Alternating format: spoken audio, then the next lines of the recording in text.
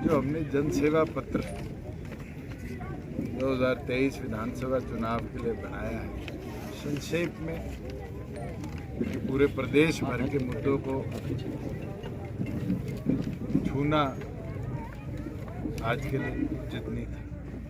पर कई ऐसे विषय थे जो राजस्थान के अंदर बड़े महत्वपूर्ण हैं, उनके ऊपर पार्टी ने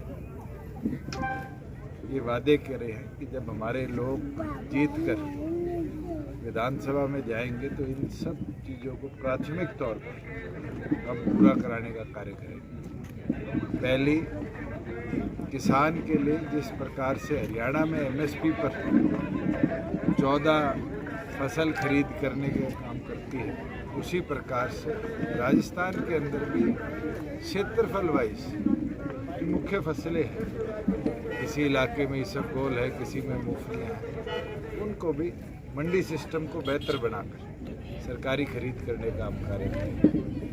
दूसरा, कि चौधरी देवीलाल का लगाया हुआ पौधा है, वृद्ध अवस्था सम्मान पेंशन, विधवा पेंशन, हैंडीकैप्ड को पेंशन, इन सब को हरियाणा के समान 3000 रुपये प्रति माह तक और डायरेक्टली पेंशनर के खाते में डीबीटी के माध्यम से पहले 7 दिनों में महीने में हो, ये व्यवस्था बनाने का काम।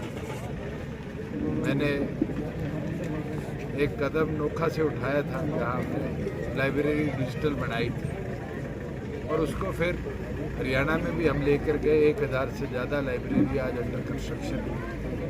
करनाल में भी डिजिटल लाइब्रेरी बनाई और एक नारा दिया कि जहाँ देवालय वहाँ पुस्तकालय। आज उसी चीज़ को आगे ले जाकर हम डिजिटल लाइब्रेरीज, क्योंकि राजस्थान के अंदर इंस्टीट्यूशंस दूर दूर हैं और एक बहुत बड़ा व्यापार सीकर कोटा के अंदर आज शिक्षा का चल रहा है। वो इसीलिए है क्योंकि गांव में इंस्टीट्यूशंस की उपलब्धि नहीं होती, इंफ्रास्ट्रक्चर की उपलब्धि नहीं होती।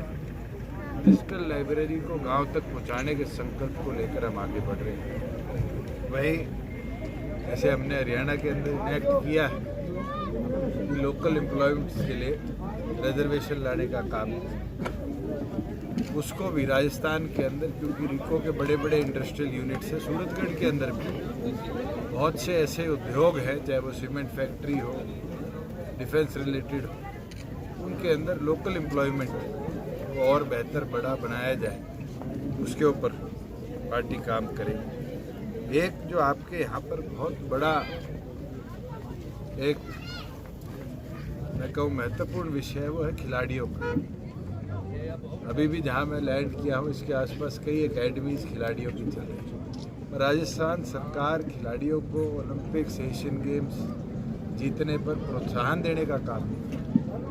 हरियाणा प्रदेश में हमने व्यवस्था बनाई कि ओलंपिक्स जीतने वाले को 6 करोड़ रुपया प्रति माह हम देने का काम, प्रति मेडल देने का काम करते हैं और उसी संकल्प को यहाँ भी लेकर चलेंगे कि हमारे देश के युवाओं के लिए प्रोत्साहन इसी प्रकार से बढ़ता रहे।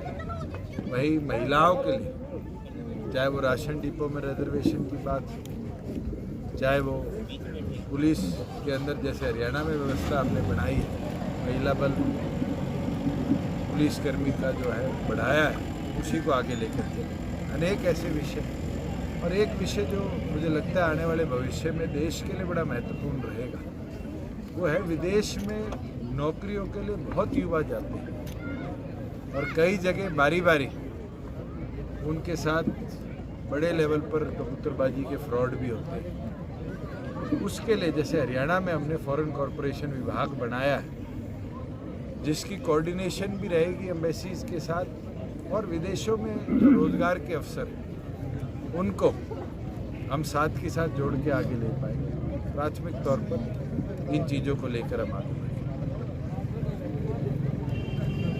तो आपके सवाल हो। सर, आपने भी बताया था वो लोकल में जो आरक्षण देंगे, उसमें 75% जो आरक्षण का आपका था, कल उस पर जजमेंट दी है कि वो आर्टिकल 14 और आर्टिकल 19 का वायलेशन है। जब हम पिछली बार भी स्टे विकेट करवाने सुप्रीम कोर्ट गए थे, सुप्रीम कोर्ट ने माना था कि इसके अंदर वायलेशन नहीं है, इसलिए ही स्टे को सेट असाइड किया था। डिटेल्ड में, क्योंकि 86 पेज का ऑर्डर है, मैं भी आपके बीच में राजस्थान में हूँ, वकील उसको वेट कर रहे हैं और हम जल्द लीगल राय लेकर इसकी एसएलपी सुप्रीम कोर्ट में फाइल करेंगे कि जो वायलेशन यहाँ दिखाई है, अगर हरियाणा में वायलेशन है तो प्राथमिक तौर पर मार्शी एक्ट महाराष्ट्र का 1980 के दशक थे, उसको भी अल्ट्रा वायरस करना चाहिए। गुजरात के अंदर 80% का है, उसको भी बंद करना चाहिए। उत्तराखंड और हिमाचल में स्पेशल स्टेटस देकर 80% या 70% का है, उसको भी करना चाहिए। तो फिर अगर समान देश समान बात करनी चाहिए तो उन 4-5 प्रदेशों में जहाँ इस तरह के नियम लागू हैं उनको सुप्रीम कोर्ट सबको क्वॉश करे, या फिर दूसरी ओर पर हरियाणा प्रदेश के इस एक्ट को जो कोर्ट का हाई कोर्ट का ऑर्डर आया है सिंगल बेंच का, सेट असाइड करे और हमें पावर दे कि हम इसको। कितनी सीटें जीतने जा रहे हो राजस्थान से? हम 19 पे लड़ रहे हैं। मेरा ईमान है 10 से ऊपर विधायक जननायक जनता पार्टी की जीत के आएंगे। मुझे 13 विधानसभा में अब तक जाने का मौका मिला है, चाहे वो आपकी सूरतगढ़ की हो, चाहे खाजूवाड़ा की हो, चाहे हमारी फतेहपुर की दातारामगढ़ की हो, खंडेला हो, आगे नीम का थाना हो, भरतपुर हो, हिंडौन हो। आज मैं इसके बाद आपके नसीराबाद भी जाऊँ। मुझे तो माहौल बहुत पॉजिटिव लग रहा है कि क्षेत्र पार्टी को लोग चाह भी रहे हैं और आमजन की जो समस्याएं हैं उनको छूने का काम करें। Thank you. थार खातिर ही है कि कॉपी सारा खातिर